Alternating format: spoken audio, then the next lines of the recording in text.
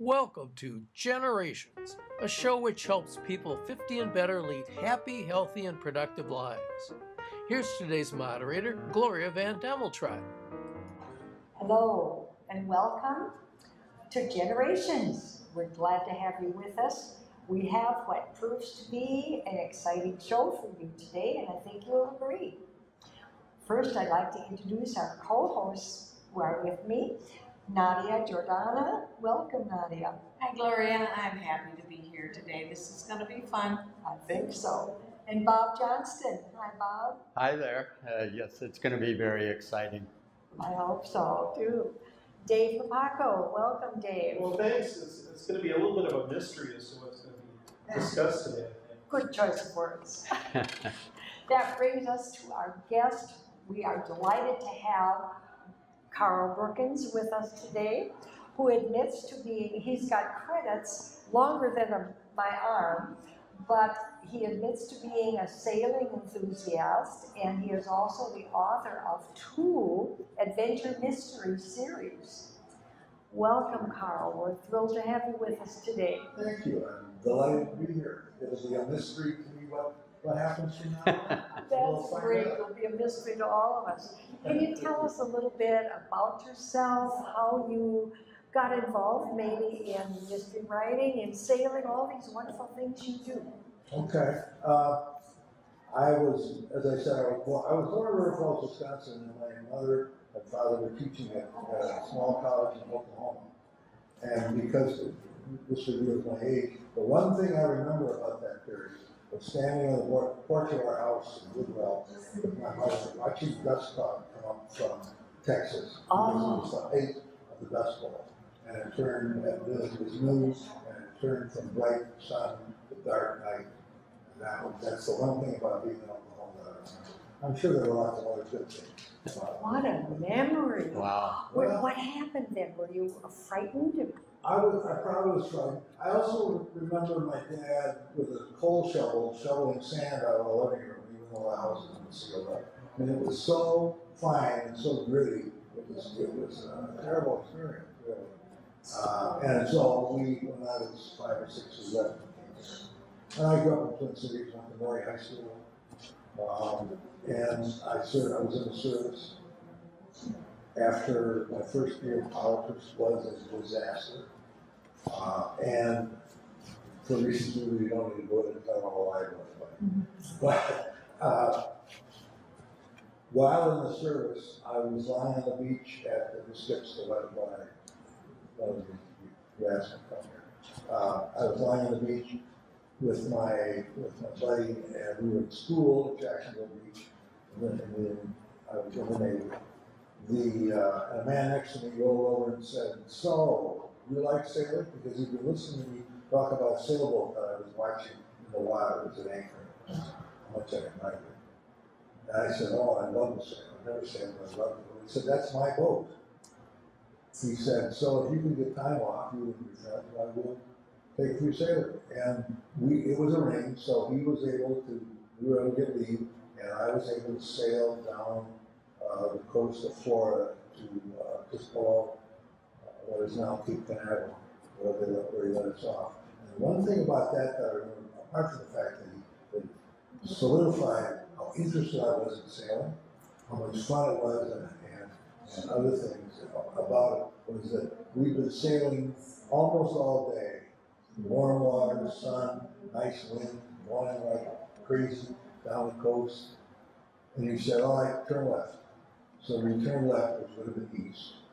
And we went about 2 hours to where we went off the continental shelf.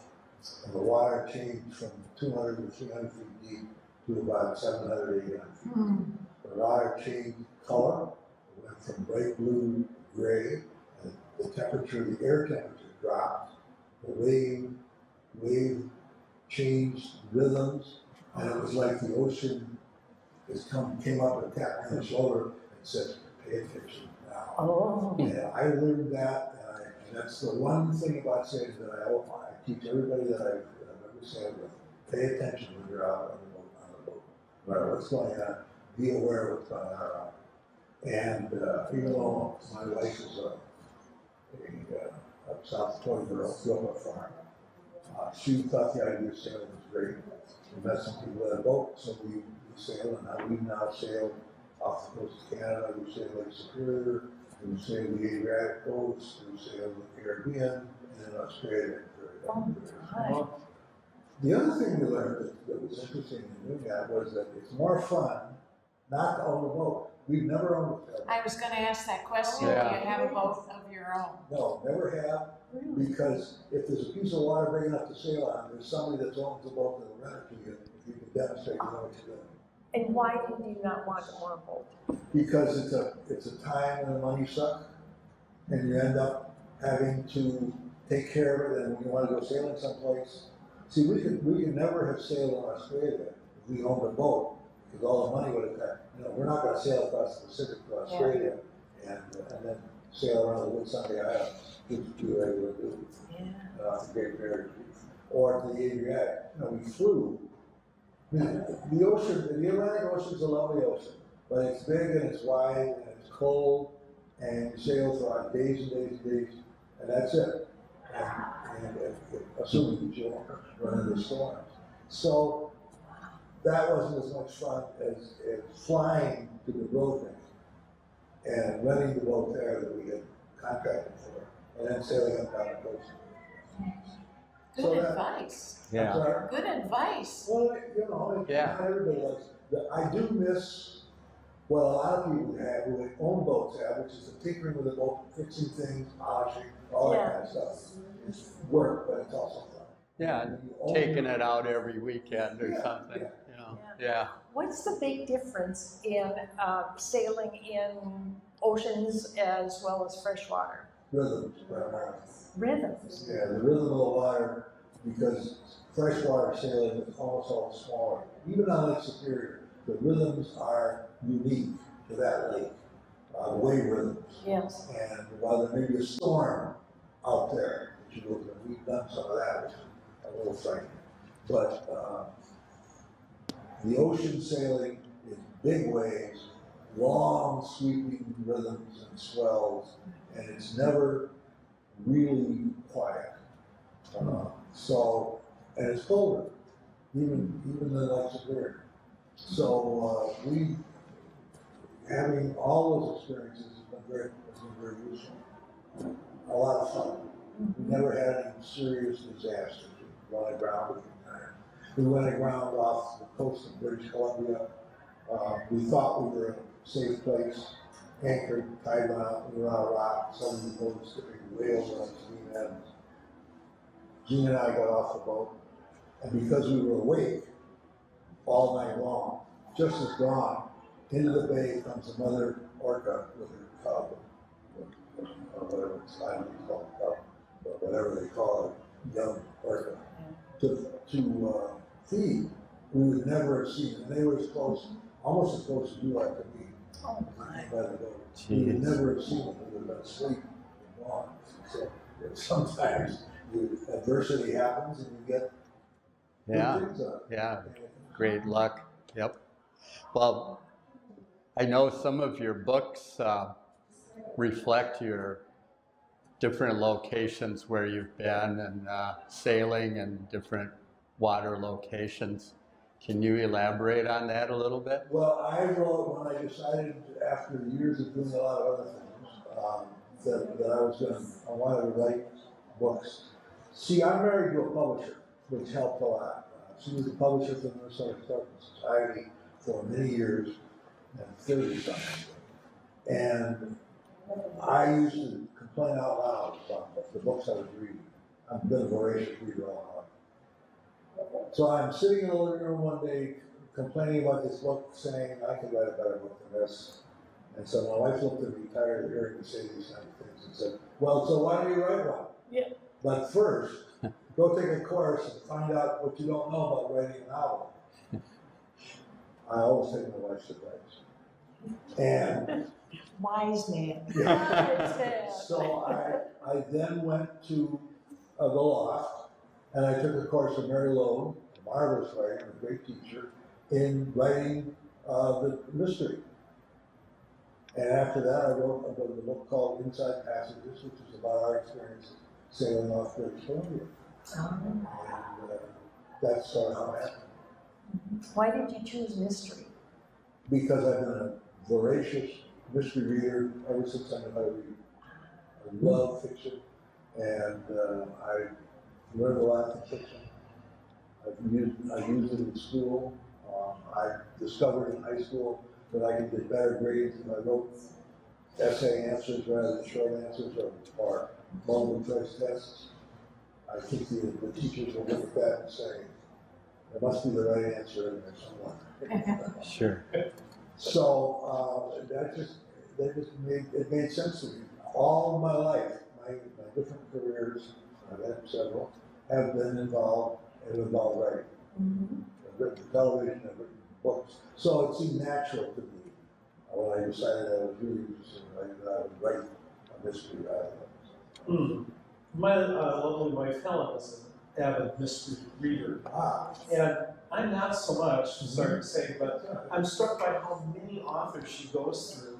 And like, I suppose, a lot of genres of writing, there's a challenge there in trying to find a new book or a new angle. Well, how do you approach that? Because to me, you would think that all of the good plots, all of the good concepts would be, have already been exhausted. So how do you think you could give it your touch, the Carl touch? They've all the good plots have been used time and time again, over and over and over. Not exhausted. There's always a way to change things. And you get ideas in lots of different places, and having to do with a whole variety of different situations. I'll tell you a story about that. What I do, right? That's okay. About my newest series. I was standing on standing on a streetcar in Sandpoint, Idaho. My niece lives in Sandpoint, Idaho. And looking at all the people, it's Saturday morning, the streets crowded. 90% of the people there looked like me, or they were female, they had gray hair. And I thought about what I'd seen when I went to Barnes & Noble a week before and other places. There are very few mystery books written with an older person, older protagonist. I said, I could do that. And then I thought about a story that my niece told me, which is true. She and her husband went together with a group of other people and bought the side of a mountain right outside Sandpoint. And they got an architect and they plotted it all out. And one guy never came to the meetings, but he always would sign the paperwork. And they got all through, and they were looking at the plot. They discovered that his property was surrounded by all the others, and there was no access road plan. He got really angry. And one night he got drunk. He took his bulldozer up the mountain and cut his own road and divided into everybody else's property. Oh. It was a terrible mess. And of course he went to jail. Well, I thought that's a really good plot. Sure. Only I had him killed. I didn't send him to jail. And it turns out that the reason that he was murdered was not because he did this, because he was ruining these people's property. It was a totally different reason. If you want to know, you have to read it. Right.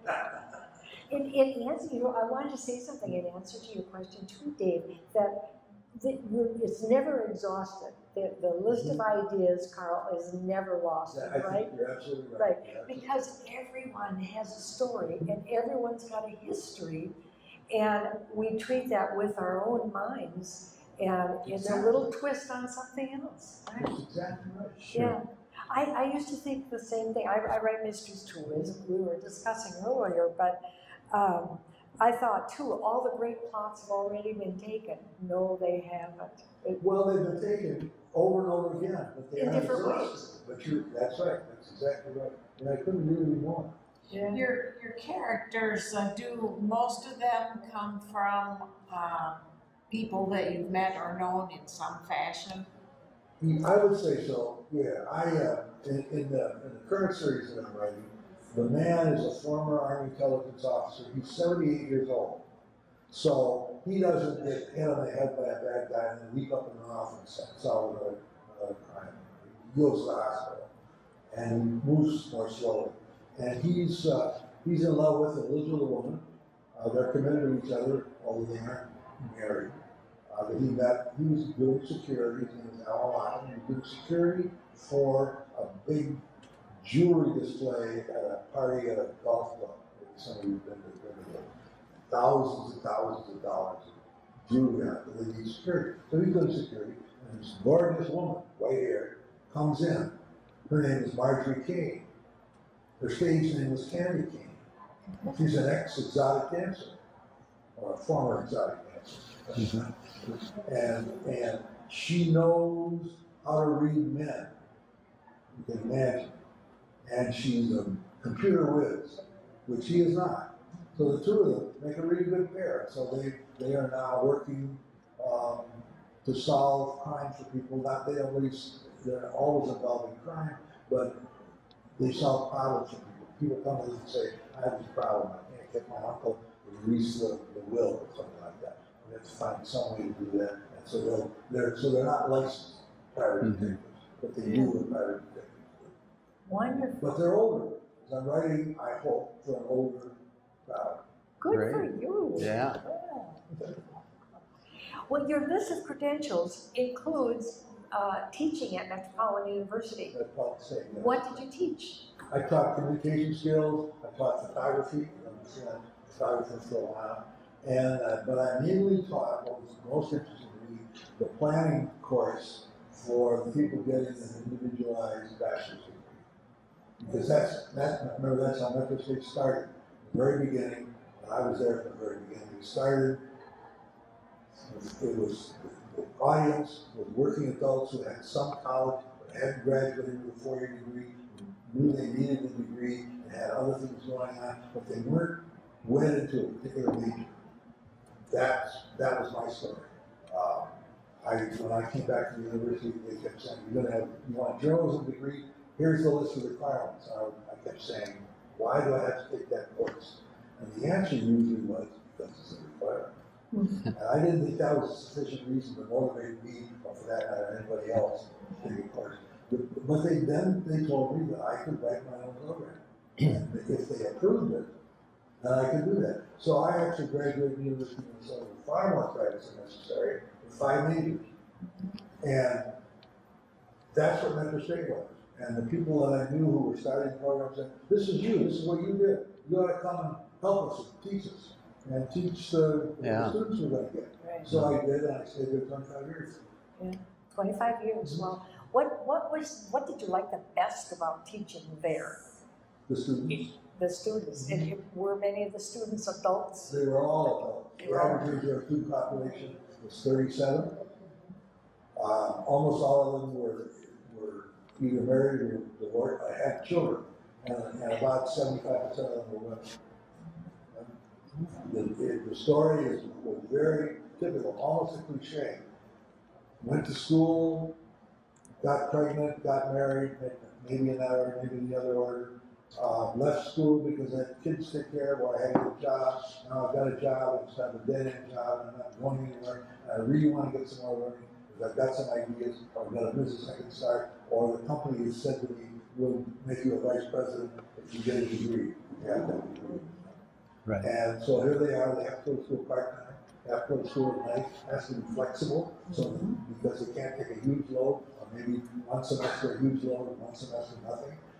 Can you be flexible with all that? And can I design a program that fits my needs, not yours? And we said yes to all of that. And so we had our population grew exponentially the first 2 years. Speaking of women, you belong to a number of writing organizations, and I saw one, Sisters in Crime, that promotes women crime writers. Right. And I think that's great. And it's a fine organization, and I'm very pleased to be a member of it. I resisted, I'm not an officer, but it's an international organization which awards grants. Its idea is to promote female mystery writers because they are really in the minority, and their books are in the minority all over the world. And so as a result, they decided to form this organization about 30 years ago now. I'm not sure that's right, but about that long ago. And they've grown substantially. There is a Twin Cities chapter. So you can find meetings every month. It's open to anybody who's interested. You don't have to be a writer. Most of the members are, but some of them are not. They're readers. They just want to know like the books. And we talk about the books and read books all the time.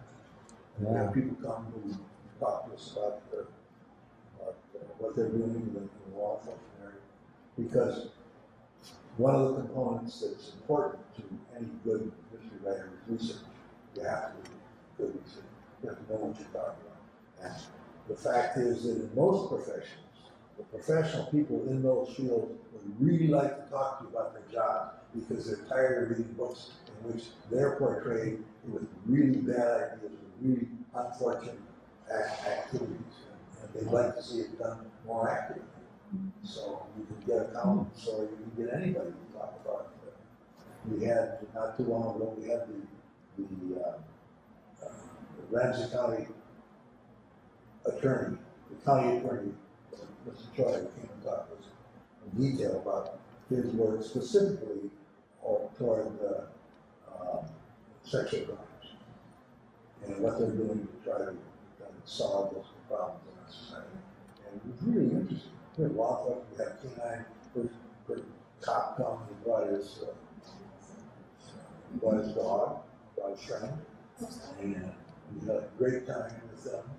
The dog had a great time, and we learned a lot about how canine people work, how it's different from what a cop in the street does, and how it's similar. So all those kinds of things that a good writer can use sometimes. I'm curious about something. In your experience with Sisters in Crime and the writers there, is there a noticeable difference between a female mystery writer and the male mystery writers that you know? If you didn't know I should put it this way, if you didn't know the author of a book and you were reading it, is there anything that's very noticeable or There is. the same? The answer is yes and no. There are some authors you can tell how different they are. There are more male authors of thriller type mysteries that have violence, that have a good deal of violence in them.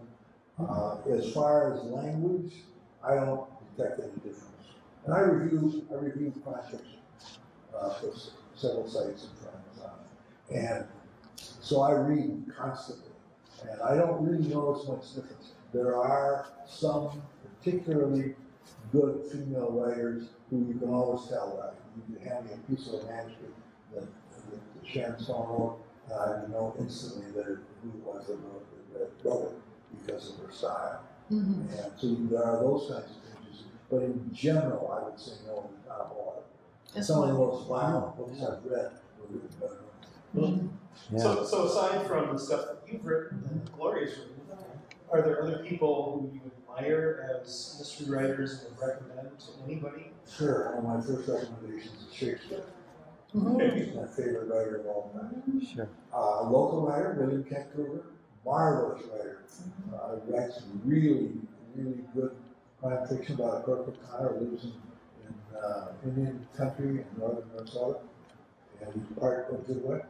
And his whole family progression from Iron Lake, which is the first book in the series, through I think there are 14 books in the series. He's a really good writer. He's writing some other things. He's written a book. Never mind, I can't think of it. I do. I'll tell you. But Michael O'Connor, a good writer, one of my favorite writers, who's long since dead. I don't know if Shakespeare is a man named Shel Scott. No, that's the name of the character. Oh, what's the name of the author? I can't remember. But Shel Scott is the character. It's a satirical set of mysteries. In the 40s and 50s, there were detectives and there were cops, and they fought. Mm-hmm. Not physically, but they never cooperated with each other. And suddenly along comes this guy who writes a series about a cop. He's an ex-Marine, former Marine, 6'6", has totally white hair because of what happened during World War II. He'd sleep with anyone who could walk. and he'd shoot anybody who looked at him crossly. That's the kind of detective, really good detective. And he had one cop friend. And I read those, and I thought this was good. Then I began to read them again, and I discovered that what he was writing was a satire of the detective mystery. And they're marvelously well written. And I'm sorry I can't think of the name of the author. And in fact, he's my model for my detective series. Yeah. The antithesis. My detective, Sean, he's only 5'1". He's not married, but he's living with a woman that's 6'6". She's a massage therapist. They're committed to each other. He's very good with weapons, but he almost never uses a weapon. He doesn't sleep around. He doesn't go out of the city. He hates the country. You show him a cornfield and he gets sick to his stomach. The characters, and one of the defining things, unless he's undercover, he wears red Keds bright red Keds with white silk. And he discovered, when I discovered, that Congress was going to stop making them. He runs that out by 75 years, so he got enough. 75 years. So he got enough accident. Oh. If I were going to read one of your books, or to begin reading your books, which one would I start with? Which one would you suggest I start with? The Inside Passage, if you're interested in the sailing books. The detective series, any one of them, because they're all standalone. They're a series about the same characters, but they don't rely on each other. You don't learn anything in book A that ruins book B. So you're very careful about that. Do you have a website that people can go to? I do. Yeah. Yeah, it's called Brookings.com. Brookings.com. Yeah, I don't understand why there are so many people who use pseudonyms or false names. And yeah, I like this. Yeah. You don't like it? Write down. If you like it, put buy more. That's a great comment, and I thought about that myself too. And I think some people write books that are really very off the wall, thrilling, and some of them pretty scary and obscene. And a lot of those people use other names. Sure, Yeah. we use also AKAs or names. Sure, and that's okay. I don't really mind it, but I just felt that if I was going to write books, people Write them under your whole name. Exactly. I hate to call a halt to this. We could go on for a long time. You're a fascinating person, Carl. Thank you so much for being with us today. Well, thanks for having me. It's great fun.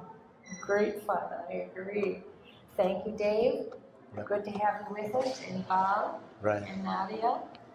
Thanks for a good show. Thank you, audience, and we'll see you next time on Generations.